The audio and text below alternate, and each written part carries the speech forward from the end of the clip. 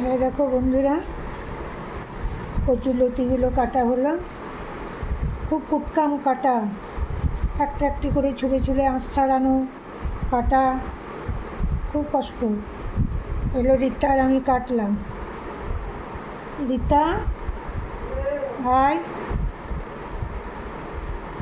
রীতা আর আমি দুজন মিলে কাটলাম। এলো কাল হবে। কচুর লতিটা প্রথমে ভাপিয়ে নেবে, নিয়ে জলটা ফেলে চিংড়ি মাছ দিয়ে হবে। চিংড়ি মাছগুলো লাল করে ভেজে তুলে রাখবে। রাখার পরে মশলাটা ফ্রাই করে কচি লতিগুলো দিয়ে দেবে। দিয়ে একটু নেড়ে চেড়ে চিংড়ি মাছগুলো দিয়ে বেশ নেড়ে চেড়ে একটু কাঁচা তেল দিয়ে আর একবার নেড়ে চেড়ে ঢাকা দিয়ে দিয়ে নেড়ে চেড়ে নামিয়ে নেবে। ব্যাস, কচুর লতি হয়ে গেল। বলতে হয়তো 1 মিনিট লাগলো, কিন্তু এটা হতে অনেকক্ষণ লাগবে। অনেক কষ্ট বাবা। বলাটা খুব সহজ, করাটা তত সহজ নয়।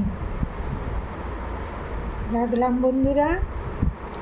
তোমরা কচুরলতি কেমন করে করো? আমি তো বললাম কেমনভাবে করি, তোমরা কেমনভাবে করো জানাবে।